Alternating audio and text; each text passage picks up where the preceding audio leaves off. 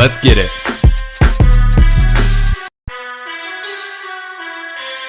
What's going on, everybody? Welcome to the SchuZ Show. I hope you guys have had a phenomenal weekend or off to a great start, whether that be a Monday or Tuesday, whenever you may be tuning in. I hope you guys are just having a phenomenal day and weekend to this point in time. With that being said, though, we've got a lot to get into on today's show. We will get into a fight recap of everything that went down in the fight world over the duration of this past weekend. And then we're going to get into a recap of all the different boxing news currently going down in the boxing world, which there's a lot of that. So let's get right into it, though. And before I actually go any further, if you guys have any comments, questions, or topics for me to address on tonight's show, make sure to leave it in the chat. I will make sure to address those comments in the chat, let you guys know about them, give you guys my thoughts on them. Your comments should also pop up on the screen at some point in the show as well. So make sure to stay active in the chats tonight, and we'll keep it active. So let's kick this show off by getting right into fight recaps from this past weekend. Eimantas Stanionis, he made his return. Remember, former world champion, had the WBA belt, fought Boots Ennis earlier this year, where Boots Ennis did the unification, obviously walked away with his belt. And I just made this very clear on Friday's show. When we talk about Stanionis, this is a man that I thought would go out there and do exactly what he did. Dominant showing for himself. 99-91 on two of the scorecards, as well as 180 or 190 on the other scorecard. Absolutely phenomenal outing for Stanionis. And I'm just going to be very clear about this. This is a man that is fighting at a welterweight division, which does not have a lot of great depth or talent. It's a very, very weak weight class. I think you could make even a case that it might just be the worst weight class in all boxing. That's a fair debate you can make right there. And when you talk about those aspects, I think that you also talk about Stanionis. This is a former world champion. You know, he beat up Boots Ennis, or Boots Ennis beat him up real good.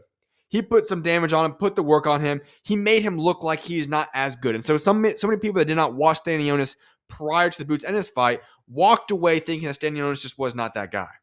Here's the truth, though. Boots Ennis is an elite fighter. This is a man that could be a top 10 pound-for-pound type fighter. Stanionis is not on that level, but he is a world-level fighter, meaning I don't think that him becoming world champion prior to the Boots Ennis fight is the last time we're going to see him as world champion. I do believe that we will see Stanionis become world champion once again in the future. I think his return to the ring was phenomenal this past weekend. He proved himself in that ring. And I'll just be very clear, like I said, I do think Stanionis will have himself back in world title position within the next 6 to 12 months. And I think by the end of 2026, I would not be shocked to see this man being world champion once again in boxing. MCCOMB, he defeats Ben Crocker in Sheffield. This was an interesting fight. The very first round, MCCOMB got dropped. Shocking news right there. And remember, I talked about this. This was a must-win type of fight for MCCOMB. He needed to go out there, beat Ben Crocker. He did just that. 96-93 on all three scorecards. Recovered great after that first knockdown, and he had a good performance. Now, the expectation is that capturing the IBF trinket belt, he could now enter the rankings at super lightweight. I don't see him being a world title threat. He's a solid fighter. Obviously, it is concerning that he got knocked down by Ben Crocker earlier in that fight. However, this is a man that I think is still a solid fighter. I think he's going to have bigger fights in the future. He did his job, recovered well from the knockdown, and still came out with the victory. On the undercard, Shakiel Thompson, who was on the show a couple weeks ago, he had a great performance against Dennis-Thompson, winning by second round KO. This is a man that I think is going to be a threat at 160. 160 is a mess. He talked openly about that situation. But him fighting somebody in that top 10 or 15, he alluded to that on the show, by the end of the year, something to expect. So keep your eyes on him. He is a good fighter as well. Let's head over to the Pro Box TV card. There was a very interesting card here. I'm going to start off with the main event. Phenomenal fight. Najee Lopez unloaded a vicious combo on Kalvin Henderson, and the ref waved it off. He stayed undefeated, moving to 15-0 with 12 KOs in his career. Najee Lopez is a problem. And I'm glad they're building him up a lot slower, because if you recall, there were rumors and speculation growing that Najee Lopez was going to be a man that could go out there and fight Artur Beterbiev on November 22nd.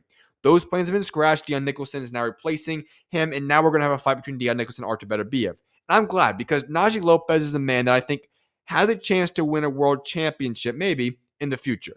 However, if he were to jump the gun and fought a man like Artur Beterbiev this early, I think that could have been detrimental to his career. I even said that going back to the date when that fight was being rumored. So I'm very glad to see this happen. I love Najee Lopez. He's a very fun fighter.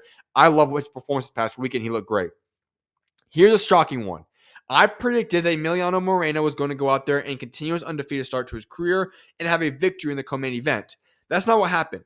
We had 10 rounds of an all-out war between Emiliano Moreno and Raul Garcia. Garcia ends up getting the decision win there. I think he did honestly win that fight as well. It was the right call. But what an interesting fight that was. I saw a different part of Moreno than I've seen before. He really turned that fight into a really, it was all out war. That, especially those final, I think it was 7, 8, 9, 10 rounds.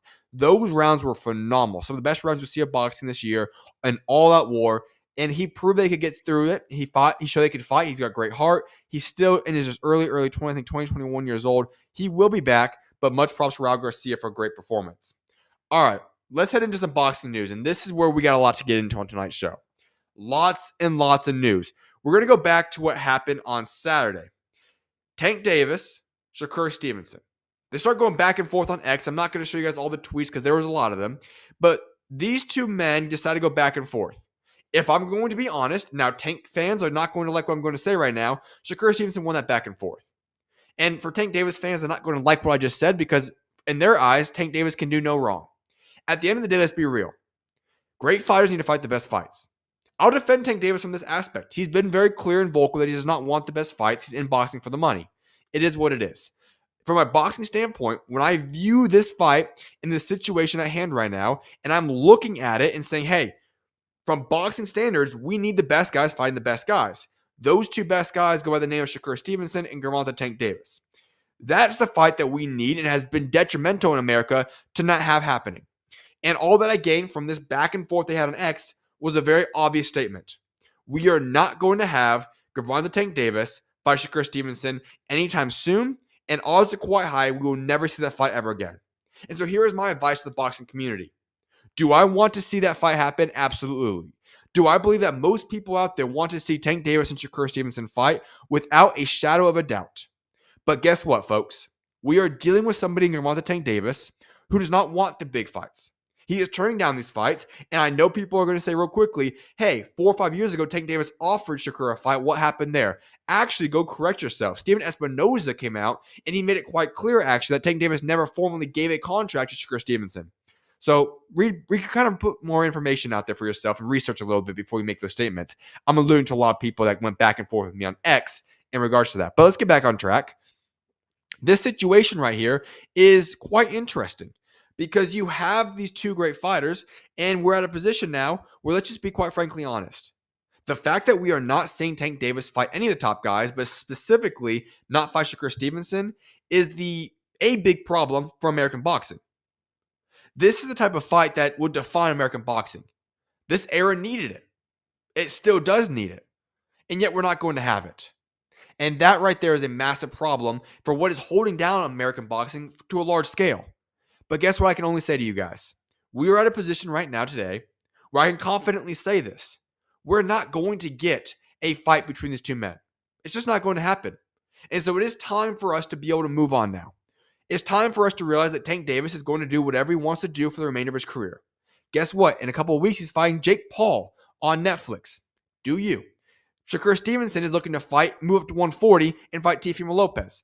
Obviously, you can look who can obviously look at the situation. You can tell quite easily who's more focused on creating a great legacy in boxing. It's not Tank Davis.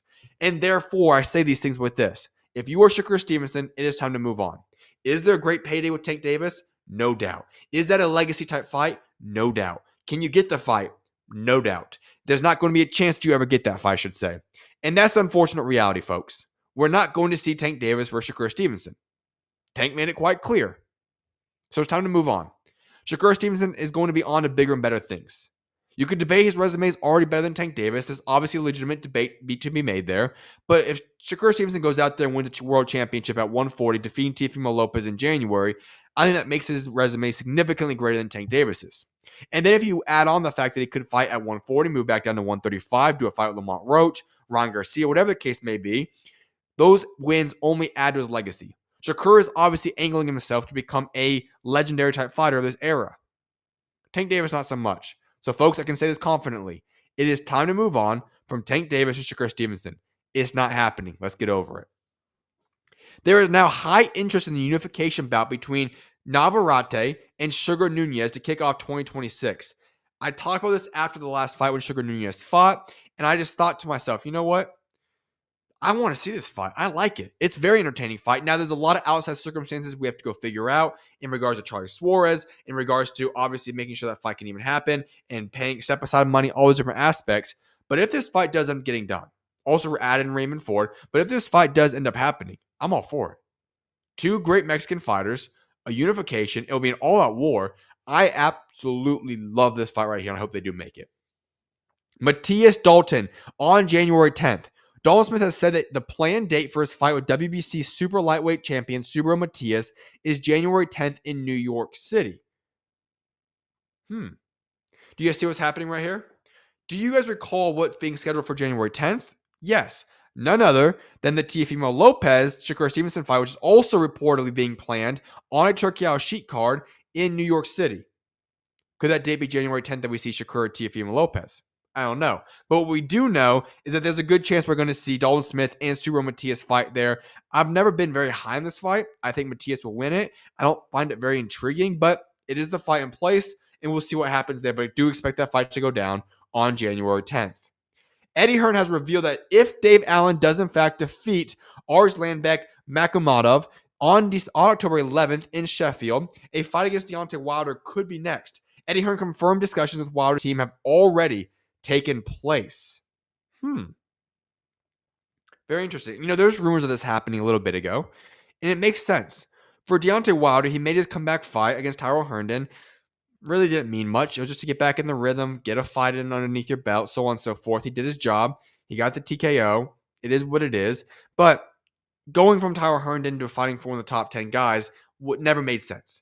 If you are Deontay Wilder doing one more step up fight against a guy like Dave Allen, a talented fighter, especially if he beats, obviously going out there and defeating Arslanbek Makhmudov, if he gets that win and he fights Dave Allen, that would be a perfect setup for Deontay Wilder. That's a great payday for Dave Allen. For Deontay Wilder, probably be able to go out there and fight in the UK. And for Deontay Wilder, you're fighting a much better competent competition in Dave Allen. Sets you up for much more success in terms of if you do somehow win that fight, you then put yourself in a better name, better position. You're more ready and acclimated to go fight at the top level again. So we'll see what happens. Obviously, a lot of things have to happen, and Dave Allen has to win on October 11th. But if, in fact, Dave Allen does win, that does open the door possibly for a great fight against Deontay Wilder. Frank Warren has confirmed that Itauma and Derek Chisora are set to fight in separate bouts on the same show on December 13th in Manchester, with opponents yet to be confirmed. On Friday's show, I alluded to the fact that this fight was rumored. I said Chisora, Itauma, both on the same card. Could they be fighting each other? Thank goodness they're not. Frank Warren confirmed this now. Itauma and Chisora will be fighting on the same card, not each other though. So it begs the question, for Itauma, lots of options on the table. I don't think it's going to be a legitimate top 10 type fighter. It's going to be someone else in the range. We'll see who that guy ends up being at that point in time. I'm more intrigued to see who's Chisora fighting, because on multiple fronts, the Chisora situation is very interesting to me. For Derek Chisora, this is a man that, if we recall his last 49th fight, was being labeled and promoted as his final fight in the UK. Right here. On the same show, December 13th in Manchester. Well, folks, that's in the UK. So it makes me wonder what was up with the original promotion. Why is Chisora going back and fighting the UK again? And for his 50th fight, who's he going to fight? Him walking away after having the great performance he had earlier this year for the 40th fight against Otto Wallin, and now doing a non-main event, going back to the UK just seems weird to me. Unless he decided he's going to go fight many more fights in his career, why is he doing this? So that part's baffling. I'm very intrigued to see who he's going to go out there and possibly fight, though. Agit Kabayel will face Nelson Hysa on January 10th at the Rudolf Weber Arena in Germany. Very interesting fight right there. Makes a lot of sense for Agit Kabayel. I'm surprised he was not more active this year, not fighting again in the ring until 2026. A little bit baffling, especially after the dominant performance he had against Zhang Zhang. However, him returning back to the ring against a man that is right around a top 15-ish heavyweight, stays active, should easily get rid of him, and a good homecoming in a 13,000-seat arena makes perfect sense for him. Looking forward to that because I do love Agit Kabayel, and I love to see him fight more often. So seeing him back in the ring in January would be awesome. Here is very interesting news. And we actually have two very interesting news things we're going to get into to wrap up tonight's show. The first being this. Omaha police say the officer pulled out his gun after he saw a firearm on the driver's side floorboard, after which the four occupants were ordered to exit the car. I'm referring to Terence Crawford. Here's the official police statement. The driver was later identified as Mr. Crawford upon verification of his driver's license and was issued a citation for reckless driving. Omaha Police Department said in a statement, Crawford reportedly was released at the scene. All right. This arrest, or not necessarily arrest, but pullover and being held at gunpoint, all these different aspects, this all took place right after the parade. Very interesting to me. Now, I don't know exactly what's going to happen with this investigation because the Omaha Police Department has opened up an investigation. I will wait to comment further on that until we have the investigation. I haven't seen the full body camera footage. All this stuff needs to still come out. However, what we do know from video footage so far at this point in time is very interesting. Not that I should think anybody should ever live above the law, but having him get arrested after his big parade, getting presented the key to the city and all these great things, seems a little bit suspicious to me.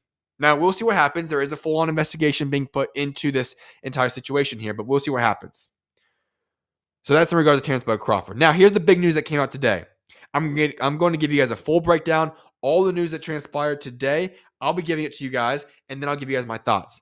Zuffa Boxing has signed a long-term broadcast deal with Paramount Plus for the USA, Canada, and Latin America starting from January 2026. The new boxing promotion has been formed by TKO and Sela with leadership from Turkey Al-Sheikh, Dana White, Dr. Rakan Al-Harthi, and Nick Khan.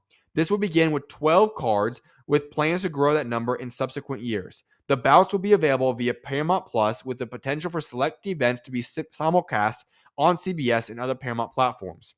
It is a 5-year deal. Per Dana White, Zuffa Boxing will focus on matchmaking prospects against each other in 50-50 fights. In its new Paramount deal to create stars that will eventually appear on Turkey Al-Sheikh shows. It will be like the UFC Contender Series. Very interesting. Now, there's other details that start to slowly come out. I'll give you guys more details in that regard and Dana White's future plans with this. I'm just going to focus on today's show to wrap it up with the fact of what this Paramount deal means for boxing. Because he listed a lot of different ideas on other interviews today, Dana White I'm talking about, in regards to what this deal will look like, what overall we're going to expect from Zuffa Boxing. I really want to focus in on today's Paramount Plus deal. And then tomorrow's show, I'll focus in on the new look for Zuffa Boxing. Here's what I'm going to say about this. When we talk about Paramount Plus, this is massive. CBS obviously is the main provider here with Paramount Plus. Huge for boxing. The more opportunity that we have to have boxing back on local television channels to any extent, or at least platforms that people know about, is huge. I love DAZN. I've always said this. I love DAZN. What they do is great. They're saving boxing. And at the end of the day, if nobody's going to do it, DAZN's better than nothing. But when we don't have any of the major broadcast companies currently utilizing boxing or promoting it, that's a big, big problem. And we are seeing the ramifications of that spread all throughout boxing right now, specifically in America. America is lacking a dominant boxing presence, a consistent boxing presence. America needs more boxing eyes to be placed upon boxing. And let's just be honest right now. Paramount Plus places Zuffa Boxing immediately amongst one of the biggest audiences now for boxing in America. I'm comparing that to PBC, to Top Rank, who does not even have a TV deal right now. Any one of these other branches, Zuffa Boxing jumps almost in a sense. Regardless of what the talent will be, what it's going to look like, and they already do have some signings. Vito Melnicki just left Top Rank to come join this new Zuffa Box with Dana White. Lots of big things are happening. I think we're going to see a lot more fighters do the same moves. But here's the situation I want to make sure I emphasize.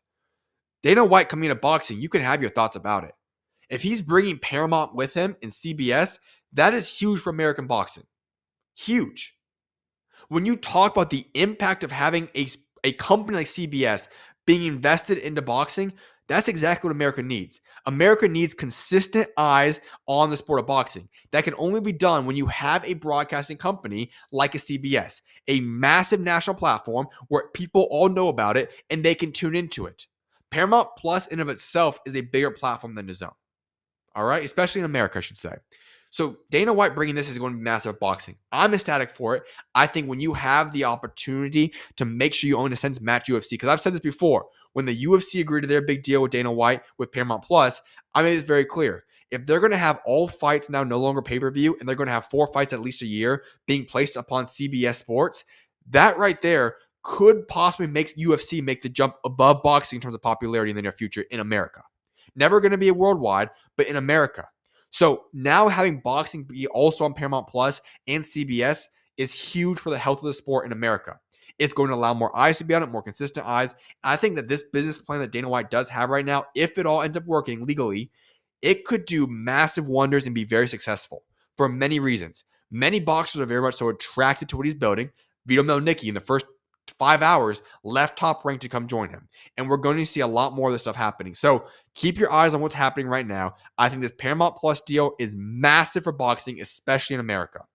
With that being said, though, I hope you guys have a phenomenal rest of your guys' night. Or if it is you guys' start to your Tuesday, have a blessed Tuesday as well. I will be back live tomorrow. We won't have any guests on tomorrow's show, but on Wednesday's show, Thursday's show, I do have guests planned. So we'll get into those and announce who they are in the coming days. But I will see you guys back live tomorrow night. Have a blessed rest of you guys' day. May God bless you guys all. With that being said, SchuZ out. God bless you guys.